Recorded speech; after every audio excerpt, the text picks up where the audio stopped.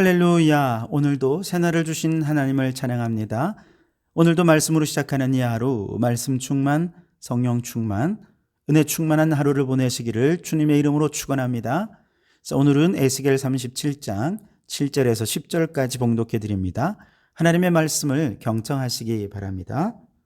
이에 내가 명령을 따라 대언하니 대언할 때에 소리가 나고 움직이며 이 뼈 저 뼈가 들어맞아 뼈들이 서로 연결되더라. 내가 또 보니 그 뼈에 힘줄이 생기고 살이 오르며 그 위에 가죽이 덮이나 그 속에 생기는 없더라. 또 내게 이르시되 인자야 너는 생기를 향하여 대언하라. 생기에게 대언하여 이르기를 주 여호와께서 이같이 말씀하시기를 생기야 사방에서부터 와서 이 죽음을 당한 자에게 불어서 살아나게 하라 하셨다 하라. 이에 내가 그 명령대로 대언하였더니 생기가 그들에게 들어가매 그들이 곧 살아나서 일어나 서는데 극히 큰 군대더라. 아멘. 오늘도 이 말씀을 통해 우리에게 주신 하나님의 음성을 듣게 되기를 바랍니다.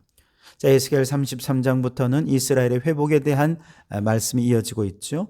지난 시간 35장에는 에돔의 멸망을 통해서 악한 자의 완전한 멸망을 통해 영적 이스라엘의 완전한 구원이 완성된다 하는 것을 배웠죠.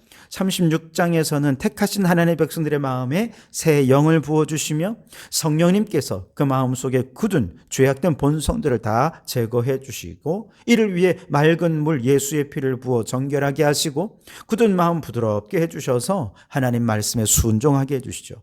이렇게 성령으로 사람이 변화되어야 그가 거하는 가정이, 직장이, 교회가, 나라가 하나님이 다스리는 나라가 될 수 있다라는 것을 함께 생각해 보았습니다.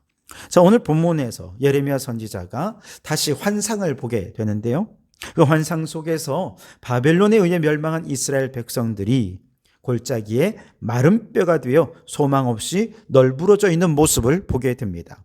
11절에 보시면 또 내게 이르시되 인자야 이 뼈들은 이스라엘 온 족속이라.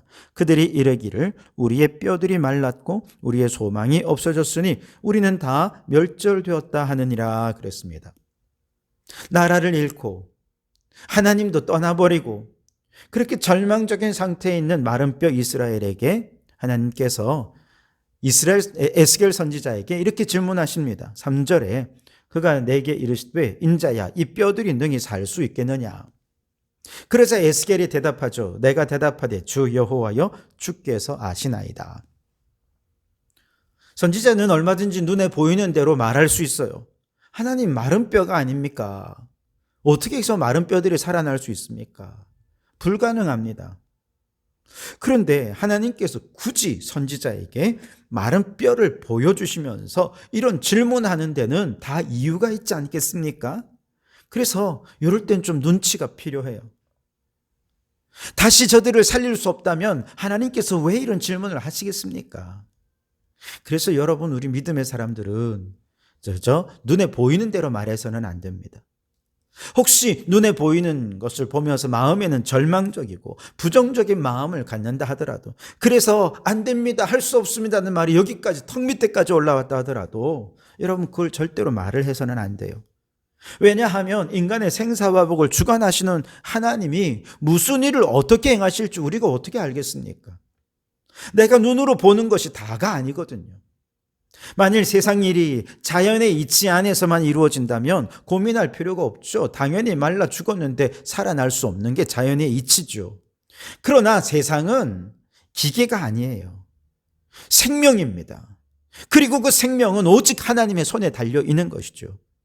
그렇기 때문에 자연의 이치로만 따지자면 죽어 말라 비틀어진 뼈들이 어떻게 살아있겠냐고 눈에 보이는 대로 말할 수 있지만 그러나 우리는 눈에 보이는 대로 말하는 게 아니라 믿음으로 말하는 거예요. 하나님이면 하실 수 있습니다.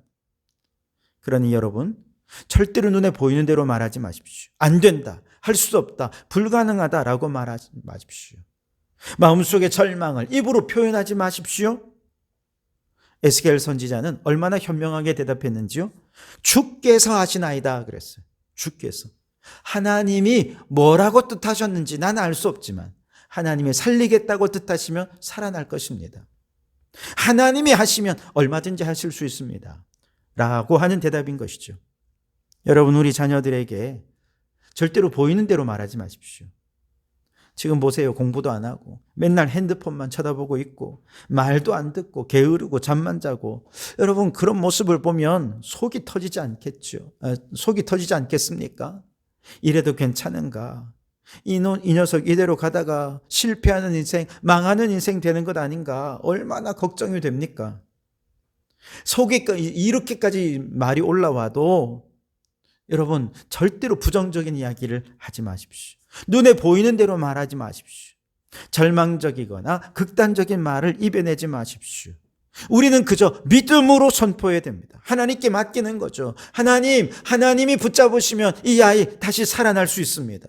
하나님이 하시면 이 아이 세워주시고 성공시켜 주실 줄 믿습니다. 믿음의 눈으로 하나님을 바라보고 믿음의 언어로 선포하는 거죠. 주께서 하시나이다. 하나님께 모든 것을 맡기는 것이죠. 우리 하나님은 생사화복을 주관하십니다. 주시는 이도 여호와시요 취하시는 이도 여호와십니다. 그러니 여러분, 믿음의 언어로 하나님이면 다 하실 수 있습니다. 주의 뜻대로 이루어 주기를 원합니다. 믿음으로 말하면 놀라운 소망의 말씀이 다시 들려오게 됩니다. 5절에 보시면 주 여호와께서 이 뼈들에게 말씀하시기를 내가 생기로 너희에게 들어가게 하리니 너희가 살리라. 생기로 너희에게 들어가게 하리니 너희가 살리라. 하나님의 영이 우리 자녀들에게 들어가기만 하면 우리 자녀들은 살아나는 거예요. 하나님의 영이 그를 사로잡으면 다시 소망이 생기는 것입니다. 여러분, 하나님의 생기가 우리 자녀들에게 들어가서 지금은 마른 뼈 같지만 그 마른 뼈 같은 인생이 다시 생기로 가득 차는 놀라운 역사가 나타나기를 바랍니다. 혹 여러분 가운데 매일매일 분주하고 바쁘게 살면서 돈도 많이 벌고 부족함 없이 사는데도 불구하고 삶의 의미도 목적도 모른 채 생기 없는 마른 뼈 같은 삶을 살고 계시지는 않습니까?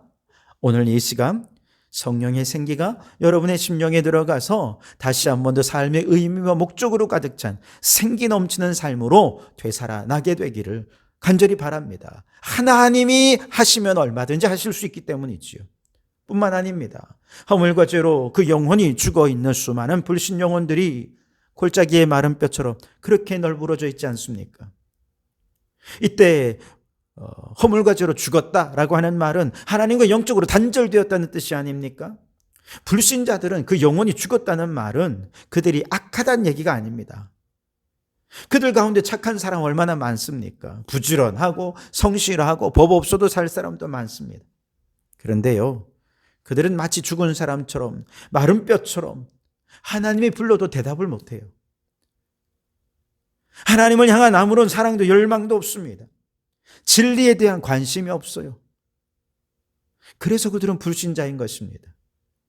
이처럼 불신자들은 모태에 나올 때에도 하나님과 애초부터 분리되어 나오고 살아갈 때에도 하나님과 분리된 채로 살다가 죽으면 하나님과 분리된 세계로 가는 것이죠.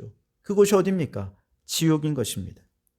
그러니 우리가 사랑하는 사람들이 골짜기의 마른 뼈처럼 영적으로 죽어서 지옥길로 가고 있다는 것을 깨닫는다면 우리는 그들을 위해 기도해야 됩니다. 그 영혼들을 주님께 맡기세요.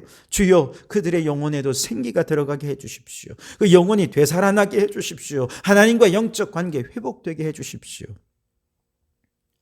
그뿐 아니죠. 예수님을 믿고 구원받았지만 영적 부흥을 경험하지 못한 채 영적 침체에 빠져서 세상과 짝하고 살아가는 많은 마른 뼈 같은 성도들도 있습니다. 그러나 그 마른 뼈 위에 성령이 임하시고 생기가 들어가면 의심으로 가득 찬 신앙이 확신 있는 신앙으로 바뀝니다. 교회에 한 발, 세상에 한 발 어정쩡하게 신앙생활 하시던 분이 하나님의 나라와 의를 위해, 교회를 위해 헌신하는 삶으로 바뀌게 될 것입니다. 복음을 전하지 못해 늘 머뭇거리던 성도들도 성령이 생기로 그 안에 불어 들어가면 불신자들 앞에서 담대히 예수님을 자랑하는 복음의 사도로 서게 될 것입니다. 예수님을 믿지만 아무런 꿈도 소망도 비전도 없는 성도가 성령의 생기가 들어가면 꿈을 꿉니다. 환상을 봅니다. 예언을 하며 하나님의 나라와 의를 위해 헌신하며 살아가게 되는 것이지요.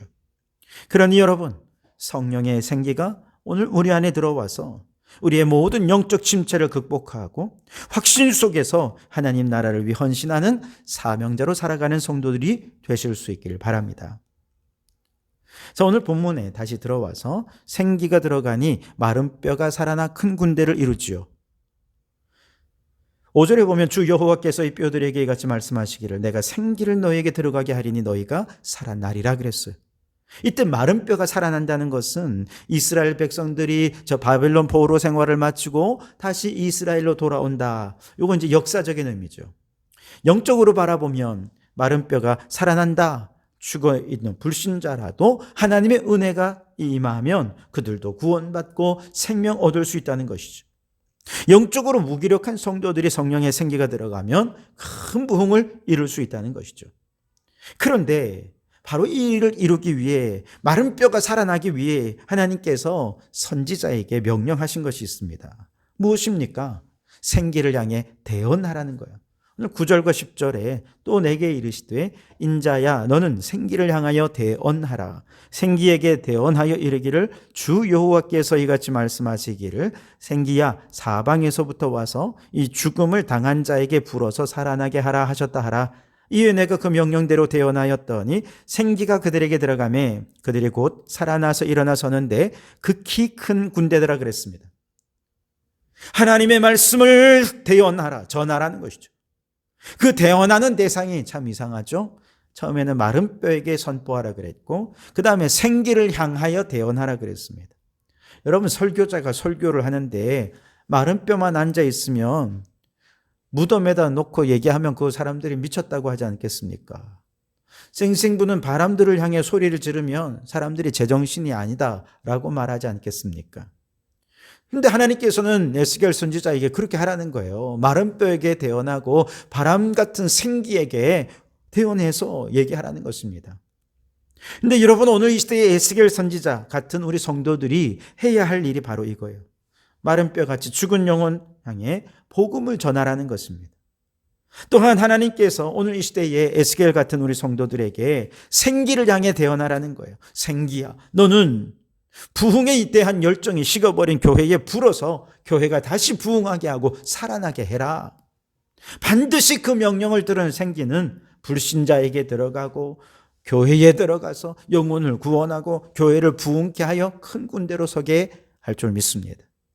여러분, 오늘 영적으로 마른 뼈처럼 생명을 잃은 이 시대의 수많은 불신자들과 영적 능력을 상실한 많은 교회들을 향해 하나님의 말씀을 대언하는 이 시대의 선지자가 되셔서 죽은 영혼 살리고 교회를 부흥케 하는 우리 성도들이 되시기를 주님의 이름으로 축원합니다. 기도하겠습니다. 오 하나님, 우리 눈앞에 보이는 건 마른 뼈입니다. 그러나 보이는 대로 말하지 않게 하소서, 믿음으로 말하게 하소서. 하나님이 명령하시는 대로 생기를 향해 대언할 때 그 생기가 들어가는 불신 영혼이 구원받고 교회가 부흥하여 이 시대의 큰 군대로 세워지게 해 주시옵소서. 예수님 이름으로 기도하옵나이다. 아멘.